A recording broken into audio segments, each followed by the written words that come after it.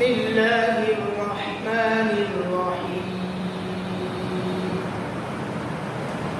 وإذا حييتم بتحية فحيوا بأحسن منها أو ردوها وقال تعالى فإذا دخلتم بيوتا فسلموا على أنفسكم تحية من عند الله مباركة طيبة وقال النبي صلى الله عليه وسلم تطعم الطعام وتقرئ السلام على من عرفت أو لم يعرف أو كما قال عليه الصلاة والسلام صدق الله مولانا العظيم وصدق رسوله النبي الكريم ونحن على ذلك من الشاهدين والشاكرين والحمد لله رب العالمين سبحانك لا علم لنا إلا ما علمتنا إنك أنت العليم الحكيم سبحانك لا علم لنا إلا ما علمتنا إنك أنت العليم الحكيم اللهم صل على محمد وعلى آل محمد كما صليت على إبراهيم وعلى آل إبراهيم إنك حميد مجيد اللهم بارك على محمد وعلى آل محمد كما باركت على إبراهيم وعلى آل إبراهيم إنك حميد مجيد الحمد لله মহান আল্লাহ রব্বুল আলামিনের দরবারে অসংখ্য অগণিত শুকরিয়া যে মহান আল্লাহ রব্বুল আলামিন আমাদের হায়াতকে দীর্ঘ করে দিয়েছেন আমাদের হায়াতকে আল্লাহ তাআলা এই পর্যন্ত বাড়িয়ে দিয়েছেন এবং আল্লাহ তাআলার হুকুম জুমার নামাজ আদায় করার উদ্দেশ্যে দুনিয়ার মধ্যে সবচেয়ে দামি জায়গা শ্রেষ্ঠ জায়গা আল্লাহর মসজিদে আসা এবং বসার মতো সুযোগ করে দিয়েছেন এই জন্য সকলে দিল থেকে জবান দ্বারা শুকরিয়া আদায় করি আলহামদুলিল্লাহ সম্মানিত মুসল্লিবৃন্দ ইসলামের প্রাথমিক যুগে ইসলাম আসার পূর্বে যে যুগ ছিল ওই যুগের মধ্যে একজন মানুষ আরেকজন মানুষের সাথে সাক্ষাৎ হলে একজন মানুষ আরেকজন মানুষের প্রতি আন্তরিকতা প্রকাশ করার জন্য অভিবাদন জানানোর জন্য সম্বোধন করার জন্য সম্ভাষণ করার জন্য যেই প্রচলন ছিল যে হাইয়াক আল্লাহ যে আল্লাহ তোমাকে চিরজীবিত করুক দীর্ঘ জীবন দান করুক আরেক বর্ণনায় আসছে আমাক আল্লাহ আল্লাহ তাআলা তোমাকে পুরস্কৃত করুক এরকম বিভিন্ন প্রথা ছিল বিভিন্ন প্রচলন ছিল ঠিক তেমনিভাবে অন্যান্য জাতিদের মধ্যে অন্যান্য গোষ্ঠীর মধ্যে বংশের মধ্যে দেখা যায় তাদের পরস্পর সাক্ষাতের মধ্যে অভিবাসন জানানোর জন্য একজন আরেকজনের প্রতি আন্তরিকতা মহাব্বত ভালোবাসা প্রকাশ করার জন্য কোনো না কোনো কথা আদান প্রদান করে থাকে সাক্ষাতের সময় কোনো না কোনো কথা আদান প্রদান করে থাকে ইসলাম আসার পর ওই কথাটাকে পরিবর্তন করে এর চাইতে সুন্দর এর চাইতে উত্তম কথা ইসলাম আমাদেরকে শিখিয়েছে ইসলাম আমাদেরকে শিক্ষা দিয়েছে যে একজন মুসলমান আরেকজন মুসলমানের সাথে যদি সাক্ষাৎ হয় দেখা হয় তাহলে তাকে সর্বপ্রথম সালাম দাও, আসসালামু আলাইকুম। কি আসসালামু আলাইকুম। ইসলাম আমাকে শিক্ষা দেয় যে সর্বপ্রথম কি দেওয়া হোক, সালাম দেওয়া হোক, আসসালামু আলাইকুম। এর জবাবে কি বলা হবে, ওয়া আলাইকুমুস সালাম ওয়া রাহমাতুল্লাহি ওয়া বারাকাতুহু। আসসালামু আলাইকুম এই কথার অর্থ হলো আল্লাহ তাআলা তোমার প্রতি শান্তি নিরাপত্তা দান করুন, সালামত, অর্থাৎ সব দিক থেকে আল্লাহ তাআলা তোমাকে শান্তি দান করুন, সব দিক থেকে আল্লাহ তাআলা তোমাকে নিরাপত্তা দান করুন। ওয়া রাহমাতুল্লাহ আল্লাহ তাআলা তোমার প্রতি রহমত নাযিল করুন। ওয়া বারাকাতুল্লাহ আল্লাহ তাআলা তোমার প্রতি বরকত নাযিল করুন। কোরআন কারীমে আল্লাহ রাব্বুল আলামিন বলেছেন ওয়াইদা হুয়্যিতুম বিতাহিয়্যা, যখন তোমাদেরকে কেউ সালাম দেয়, ফাহাইয়ু বিআহসানা মিনহা, তাহলে তোমরা কি করো, তাকে এর চাইতে উত্তম শব্দ দ্বারা কি করো, প্রতি উত্তর দান করো। যদি এটা না বলো, কমসে কম সে যে শব্দ বলেছে এই শব্দ দ্বারা তাকে উত্তর দান করো। অর্থাৎ যে আসসালামু আলাইকুম বলেছে তাকে এর চেয়ে উত্তম শব্দ আসসালামু আলাইকুম ওয়া রাহমাতুল্লাহ, যে আসসালামু আলাইকুম ওয়া রাহমাতুল্লাহ বলেছে তাকে এর চেয়ে উত্তম যে আসসালামু আলাইকুম ওয়া রাহমাতুল্লাহ, আপনার উপর শান্তি বর্ষিত হোক, আপনার উপর রহমত বর্ষিত হোক। দুইটা উত্তম উত্তম দোয়া বলেছে, ভালো ভালো দোয়া বলেছে। তো তার উত্তরে এর চেয়ে উত্তম ওয়া আলাইকুমুস সালাম ওয়া রাহমাতুল্লাহি ওয়া বারাকাতুহু, যে তোমার উপর আল্লাহ তাআলা শান্তি বর্ষণ করুন, তোমার উপর আল্লাহ তাআলা রহমত নাযিল করুন, তোমার উপর আল্লাহ তাআলা বরকত নাযিল করুন। এগুলো ভালো দোয়া না, উত্তম দোয়া না? এই দোয়া কে না চায়? আমার সাথে আরেকজন যদি সাক্ষাৎ হয়, আপনার সাথে যদি কারোর সাথে সাক্ষাৎ হয়, আর যদি সে আপনাকে বলে যে আপনি লক্ষ লক্ষ কোটি টাকার মালিক হয়ে যান কিন্তু শান্তি না পান, আর যদি বলে যে আপনি লক্ষ লক্ষ টাকার মালিক নাও যদি হন, আল্লাহ তাআলা আপনাকে শান্তি দান করুন, আপনি কোনটা চাইবেন? আপনি কোনটা চাইবেন? লক্ষ লক্ষ টাকা আসুক, শান্তি না আসুক, এটা কেউ চাবে? এটা কেউ চাইবে না। তো এই শান্তি পাওয়ার দোয়া ইসলাম আমাদেরকে শিক্ষা দিয়েছে। ইসলামের সালামের যে প্রচলন, এরকম প্রচলন, এর চাইতে উত্তম কোনো শব্দ, এর চাইতে উত্তম কোনো রীতিনীতি পৃথিবীর এমন কোনো জাতি, এমন কোনো বংশ এই পর্যন্ত আবিষ্কার করতে পারে না। ইসলামের একটা বড় শ্রেষ্ঠত্ব, ইসলামের একটা বড় মহত্ব, এটা ইসলামের বড় এক বুজুর্গি। আল্লাহ নবী সাল্লাল্লাহু আলাইহি ওয়াসাল্লাম হাদিসের মধ্যে বলেছেন, এক লোক এসে আল্লাহ নবী সাল্লাল্লাহু আলাইহি ওয়াসাল্লামকে বলেছেন আসসালামু আলাইকুম। এই লোক সালাম দিয়ে চলে গেছে, হুজুর সাল্লাল্লাহু আলাইহি ওয়াসাল্লাম বলেছেন ওয়া আলাইকুমুস সালাম।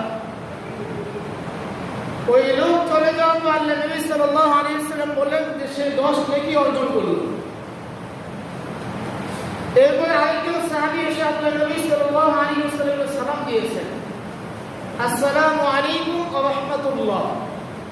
আল্লাহ নবী সাল্লাল্লাহু আলাইহি ওয়াসাল্লাম বললেন সে চলে যাওয়ার পর যে সে 20 নেকি অর্জন করেছে। এর কিছুক্ষণ পর আরেকজন সাহাবী এসে আল্লাহ নবী সাল্লাল্লাহু আলাইহি ওয়াসাল্লামকে সালাম করলেন, আসসালামু আলাইকুম ওয়া রাহমাতুল্লাহি ওয়া বারাকাতুহু। সালাম করার পর আল্লাহ নবী সাল্লাল্লাহু আলাইহি ওয়াসাল্লাম জবাব দিলেন। তারপর লোকটা যখন চলে গেলেন, আল্লাহ নবী সাল্লাল্লাহু আলাইহি ওয়াসাল্লাম বললেন যে এই লোক 30 নেকি অর্জন করলো। কত নেকি? 30 নেকি অর্জন করলো। কারণ কি? এখানে শব্দ বেশি ছিল, সালামের মধ্যে কি ছিল? দোয়াটা বেশি ছিল। বেশি থাকার কারণে নেকিটাও কি হয়েছে? বেশি হয়েছে। এজন্য আমার সালামটা যদি উত্তমভাবে হয় তো সালামের নেকিটাও বেশি হবে। আমার সালামটা যদি জবাবটাও যদি উত্তমভাবে হয় তাহলে এর নেকিটাও কি হবে? বেশি হবে। আল্লাহ নবী সাল্লাল্লাহু আলাইহি ওয়াসাল্লাম হাদিসের মধ্যে বলেছেন যে তুতঈমুত তাআম, তোমরা পরস্পর একে অপরকে খানা খাওয়া, একে অপরকে খানা খাওয়া। অন্য হাদিসের মধ্যে আসছে আফসুস সালাম, যে তোমরা বেশি বেশি সালামের প্রচলন করো।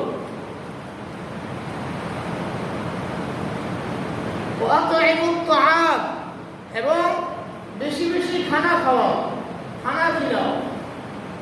গরিব অসহায় মিসকিনদেরকে, মেহমান আসলে একে অপরের সাথে সাক্ষাৎ হলে বেশি বেশি কি করো? খাবার খাও, খানা খাও। ওয়াসিলুল আরহাম, এবং আত্মীয়তার সম্পর্ক কি করো? মজবুত করো। ফাসাল্লু বিল-লাইলি ওয়ান-নাসু নিয়াম, এবং রাত্রিবেলা সালাত আদায় করো, নামাজ পড়ো যখন সমস্ত মানুষ ঘুমিয়ে যায়। এটা কোন নামাজ? মাগরিবের নামাজ, এশার নামাজ।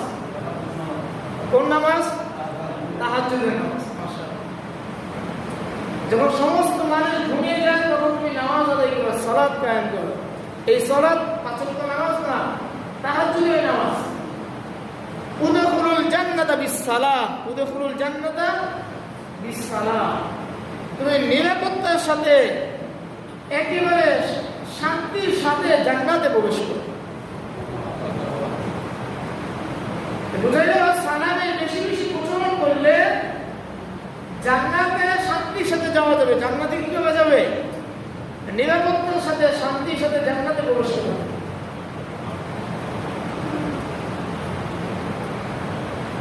আল্লাহ তাআলা নবী সাল্লাল্লাহু আলাইহি ওয়াসাল্লাম হাদিসের মধ্যে বলেছেন যে তুমি কি করো? বেশি বেশি খাবার খাওয়াও।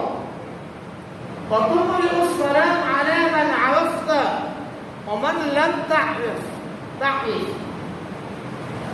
এবং বেশি বেশি সালাম দাও, বেশি বেশি সালাম দাও। যাকে তুমি চিনো তাকেও সালাম দাও, যাকে তুমি চিনো না তাকেও সালাম দাও। অর্থাৎ পরিচিত, অপরিচিত, চেনা, অচেনা সর্বশ্রেণীর মানুষকে সালাম দেওয়া। সমস্ত মুসলমানের হক হলো একে অপরকে সালাম দেওয়া, একে অপরকে সালাম বিনিময় করা। হাদিসের মধ্যে আসছে আসসালামু ক্বাবলাল কালাম, কিতাবের মধ্যে আসছে যে সালাম এটা কথা বলার পূর্বে হবে। অর্থাৎ কথা বলার আগে কি করতে হবে? সালাম দিতে হবে। অর্থাৎ আমার কথা বলাটা, আমার আলাপ আলোচনাটা কি হয়? সালামের দ্বারা শুরু হয়। কিসের দ্বারা শুরু হবে? সালামের দ্বারা শুরু হবে। আল্লাহ, যে ব্যক্তিকে সালাম দেওয়া হবে তার উপর হক হলো সালামের জবাব দেওয়া তার জন্য ওয়াজিব, তার জন্য ওয়াজিব। আল্লাহ নবী সাল্লাল্লাহু আলাইহি ওয়াসাল্লাম হাদিসের মধ্যে বলেছেন হাক্কুল মুসলিমি আলাল মুসলিমি খামস। এখানে সর্বপ্রথম যে কথা আল্লাহ নবী সাল্লাল্লাহু আলাইহি ওয়াসাল্লাম বলেছেন যে রাদ্দুস সালাম, যে এক মুসলমান আরেক মুসলমানের প্রতি মৌলিকভাবে পাঁচটা অধিকার রয়েছে, মৌলিকভাবে পাঁচটা হক রয়েছে, মৌলিকভাবে তার কাছে এক মুসলমান আরেক মুসলমানের পাঁচটা জিনিসের পাওনা রয়েছে। এর মধ্যে আল্লাহ নবী সাল্লাল্লাহু আলাইহি ওয়াসাল্লাম প্রথমটা বলেছেন যে রাদ্দুস সালাম, তাকে সালামের উত্তর দেওয়া। কোন মুসলমান আরেক মুসলমানকে যখন সালাম দিবে তখন তার উপর উচিত হলো, তার জন্য আবশ্যক হলো সে সালামের জবাব দিবে। সে সালামের কি দিবে? জবাব দিবে। উত্তমভাবে জবাব দেওয়া উচিত, এটা উত্তম কাজ। এটা যদি কমসে কম নাও দেয়, ওয়ালাইকুমুস সালাম এতটুকু কমসে কম বলা তার জন্য ওয়াজিব। আমাদের অনেকের মধ্যে দেখা যায় যে যদি কেউ কাউকে সালাম দেয় তো সে উত্তর নিতে চায় না। তার জন্য মনে হয় যেন একটা বোঝা তার উপর চাপায় দেওয়া হয়েছে, কষ্ট লাগে। অনেকে আছে অহংকার বশত সে সালামের উত্তর নেয় না। হাদিস শরীফের মধ্যে আসছে আল্লাহ নবী সাল্লাল্লাহু আলাইহি ওয়াসাল্লাম বলেছেন যে ব্যক্তি সর্বপ্রথম সালাম দিবে, যে ব্যক্তি সর্বপ্রথম সালাম দিবে কিয়ামতের ময়দানে সে আল্লাহ তাআলার সবচেয়ে বেশি নিকটে থাকবে, সবচেয়ে বেশি কাছে থাকবে। তো আমরা কি আল্লাহ তাআলার সবচেয়ে বেশি কাছে আর নিকটে থাকতে চাই না? কে কে থাকতে চাই? সবাই? মাশাআল্লাহ। এই জন্য কি করতে হবে, আগে আগে সালাম দিতে হবে। আমি সালামের জন্য অপেক্ষা করবো না যে আমাকে একজন সালাম দিবে আইসা আমি সালামের উত্তরটা নেব, মাশাআল্লাহ সুন্দর হবে, না এরকম না। আমি আগে সালাম দিব, তো কিয়ামতের ময়দানে আমি আল্লাহ তাআলার নিকটে থাকবো। হাদিসের মধ্যে আসছে, যে ব্যক্তি আগে আগে সালাম দিবে সে অহংকার থেকে মুক্তি পাবে। সে অহংকার থেকে কি পাবে? মুক্তি পাবে। আর অহংকার কত বড় মারাত্মক গুনাহ, কত বড় মারাত্মক অপরাধ, এর ব্যাপক খারাপি নিন্দা এটা আমাদের সকলের মাঝে পরিচিত। আমরা সকলেই জানি, কথা অনেক প্রভাব রয়েছে। অহংকার সকল কি পতনের মূল। হাদিসের মধ্যে আসছে, যার দিলের মধ্যে সামান্য পরিমাণ অহংকার থাকবে সে কিয়ামতের সে আল্লাহ তাআলা জান্নাতে প্রবেশ করবে না। যার দিলের মধ্যে সামান্য পরিমাণ অহংকার থাকবে সে আল্লাহ তাআলা জান্নাতে প্রবেশ করতে পারবে না। এই অহংকার থেকে বাঁচার মহা চিকিৎসা, মহা ঔষধ হলো আগে আগে বেশি বেশি সালাম দেওয়া। আগে আগে বেশি বেশি সালাম দেওয়া। এখন এই আসসালামু আলাইকুম ওয়া রাহমাতুল্লাহ এটা অনেক ভালো একটা দোয়া না, সুন্দর একটা দোয়া না? যখন আমরা ঘরে ঢুকি, আমরা কয়জন আমাদের ঘরে ঢোকার সময় সালাম দেই? এটা ভালো দোয়া না?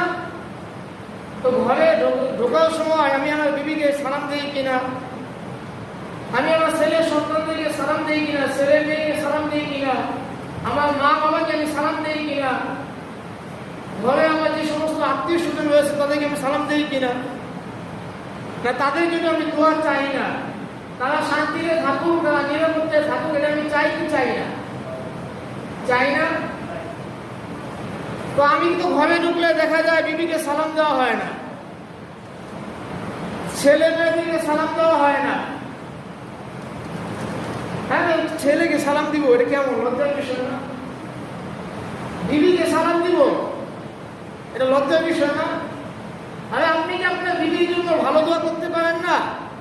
আপনার বিবি নিরাপত্তায় থাকুক, আপনার বিবি হেফাজতে থাকুক, আপনার বিবি আল্লাহ তাআলা রহমত বরকত নাযিল হোক, এটাকে আপনি চান না? আর আপনি যখন আপনার বিবিকে সালাম দিবেন, আপনার বিবি আপনার সালামের উত্তর নিয়ে আপনার জন্য তো দোয়া করবে, আপনার জন্য কি করবে? দোয়া করবে। অথচ এখানে আমাদের লজ্জা লাগে। এখানে আমাদের কি লাগে? লজ্জা লাগে। আল্লাহ নবী সাল্লাল্লাহু আলাইহি ওয়াসাল্লাম হাদিসের মধ্যে বলেছেন, ইয়া বুনাইয়া ইযা দাখালতা ফি বাইতিকা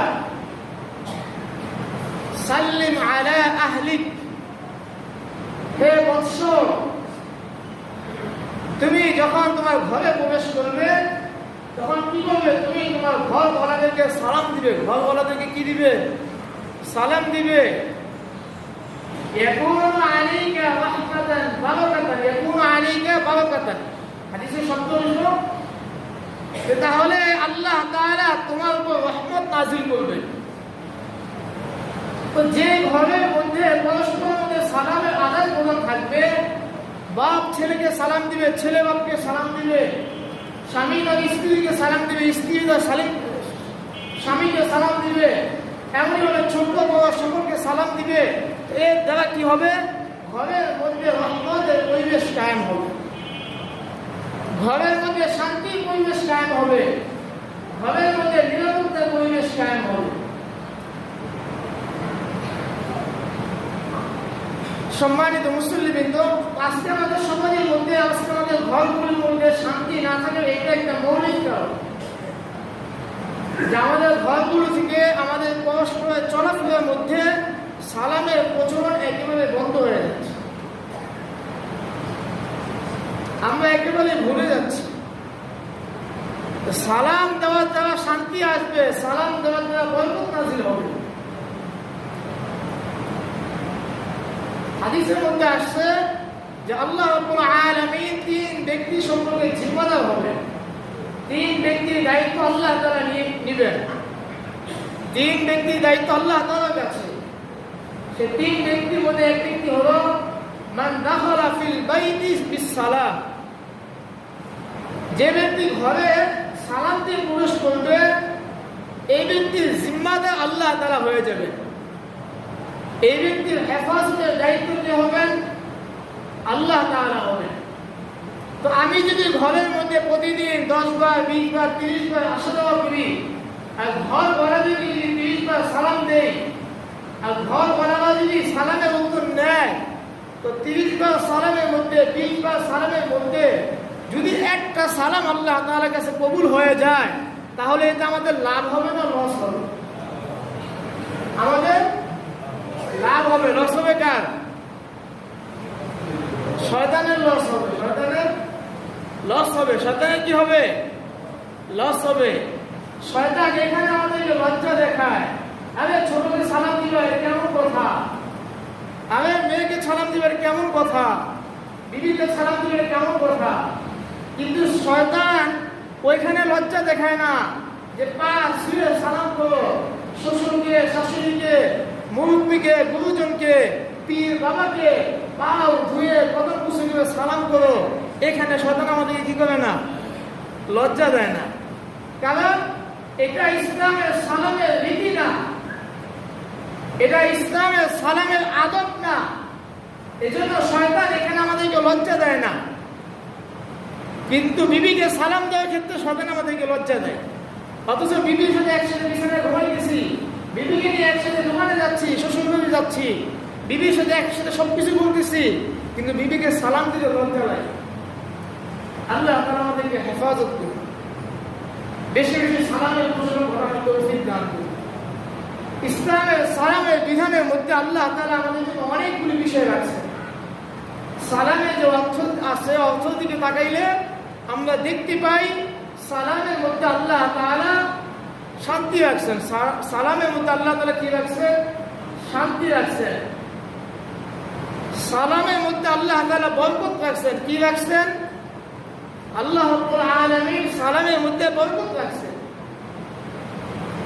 সালাম আল্লাহ তাআলা একটা গুণবাচক নাম। সালাম এটা আল্লাহ তাআলার গুণবাচক নাম। সালাম অত শান্তি। ইসলামের সালামের বিধানের মধ্যে আল্লাহ তাআলা নিরাপত্তা রাখছেন, হেফাজত রাখছেন। যে হাদিসের মধ্যে আমি যেটা বললাম, যে ব্যক্তি কি করবে? সালাম দিবে, আল্লাহ তাআলা তার জিম্মাদার হয়ে যাবে। যে ব্যক্তি সালাম দিবে ঘরে প্রবেশ করার সময়, আল্লাহ তাআলা তার কি হবে? হেফাজতের জিম্মাদার হয়ে যাবে। ইসলামের সালামের বিধানের মধ্যে আল্লাহ তাআলা এত গুরুত্বপূর্ণ জিনিসগুলো রাখছেন। ইসলামের সালামের বিধানের মধ্যে পরস্পর ভালোবাসা রাখছেন। পরস্পর ভালোবাসা রাখছেন। শুধু ভালোবাসাই না, ভালোবাসার যে দাবি, একজন আরেকজনের বিপদে কি আগে আসা, একজন আরেকজনের প্রতি কল্যাণ কামিতা করা, কল্যাণের জন্য দোয়া করা, সেই দোয়ার ব্যবস্থা আল্লাহ তাআলা সালামের মধ্যে রাখছেন। ইসলামের বিধানের মধ্যে আল্লাহ তাআলা রাখছেন। যখন এক মুসলমান আরেক মুসলমানকে সালাম দেয়, এর দ্বারা সে কথা স্বীকৃতি দেয় যে আপনি আমার কাছ থেকে একেবারে নিরাপদ। আপনি আমার কাছ থেকে কি নিরাপদ। কিতাবের মধ্যে আসছে যে সালাম কি জিনিস তুমি কি জানো? সালাম হলো এই কথা বলা যে আনতা আমিনুম মিন্নি, যে তুমি আমার কাছ থেকে একেবারে নিরাপদ। অর্থাৎ সমস্ত বিপদ আপদ থেকে, আমার পক্ষ থেকে সমস্ত কষ্ট আর মুসিবত থেকে তুমি কি নিরাপদ আছো।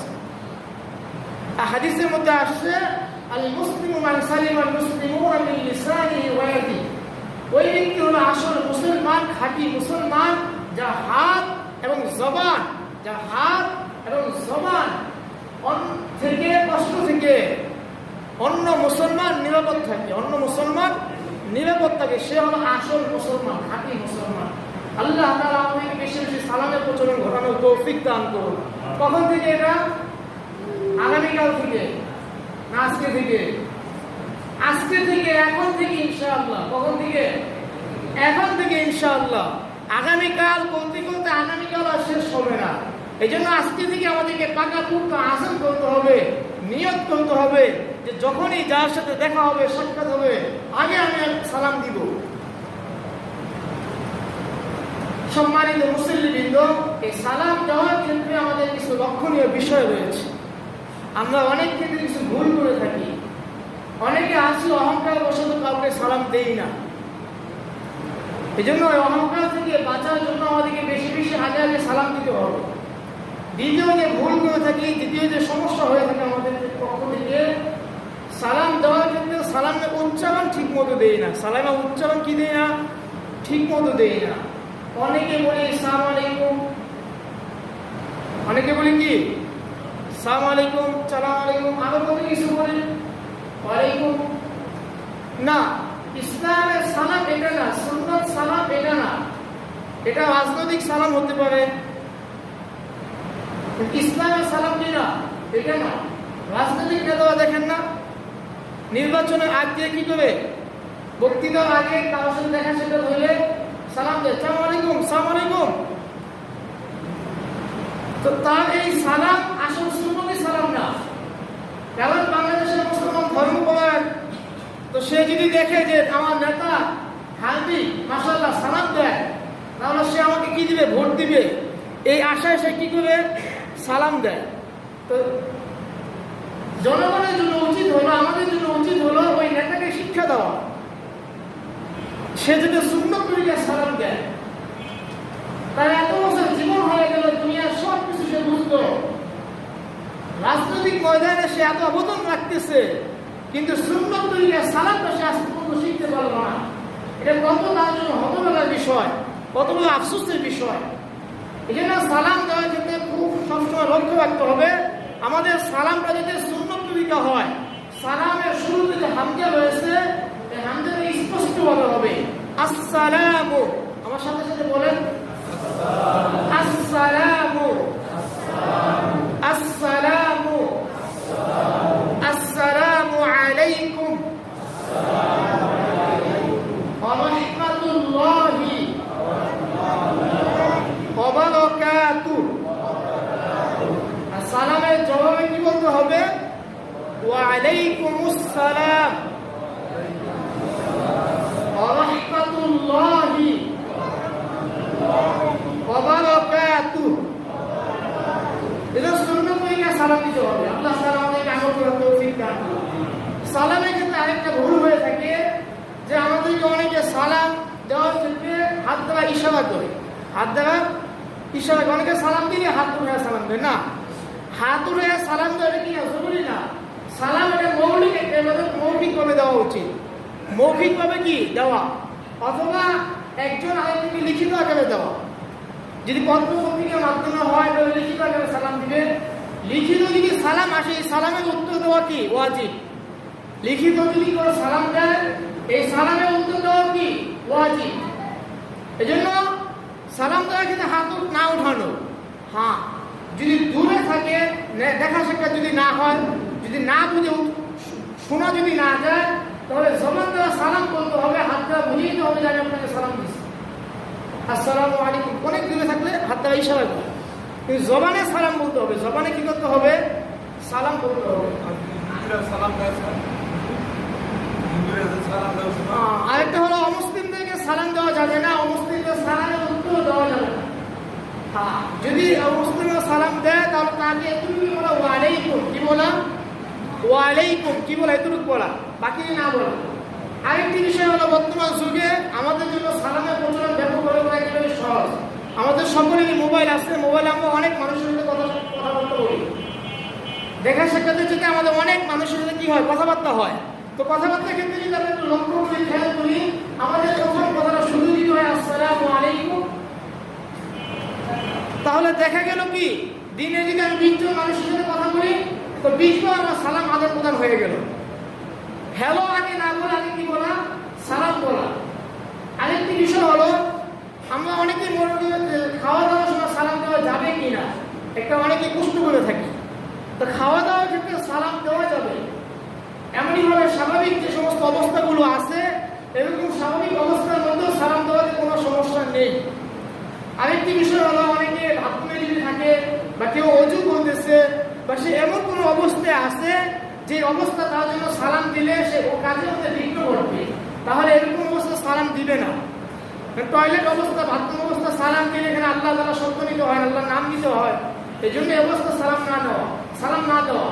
অজুর অবস্থায় সালাম না দেওয়া উচিত। বা কেউ বোঝা নিয়ে দেখতেছে এখন তাকে যদি আপনি সালাম দেন তো তার সালাম পূর্ণটা মস্তুর হয়ে যাবে, এরকম অবস্থাকে সালাম না দেওয়া। আবার ঘরে ঢোকার সময় যদি সালাম দেন অনেক চিল্লায় যদি সালাম দেন তাহলে বিবি কি করবে? রাগ করবে। হাদিসের মধ্যে আসছে আল্লাহ নবী সাল্লাল্লাহু আলাইহি ওয়াসাল্লাম যখন ঘরে ঢুকতেন তাহলে কি করতেন? এমন ভাবে আওয়াজে সালাম দিতেন যে ঘুমন্ত লোক বুঝতে পারতো না, আর যারা জাগনা থাকতো তারা কি বুঝতো। আল্লাহ তাআলা আমাদেরকে সুন্নত তরিকা সুন্দরভাবে সালাম দেওয়ার তৌফিক দান করুন। ছোট বড় সকলকে সালাম দেওয়ার তৌফিক দান করুন। বেশি বেশি সালামের প্রচলন ঘটানোর তৌফিক দান করুন। ওয়া আখিরু দাওয়ানা আলহামদুলিল্লাহি রাব্বিল আলামিন। যারা সুন্নত করেন ইনশাআল্লাহ সুন্নত করুন।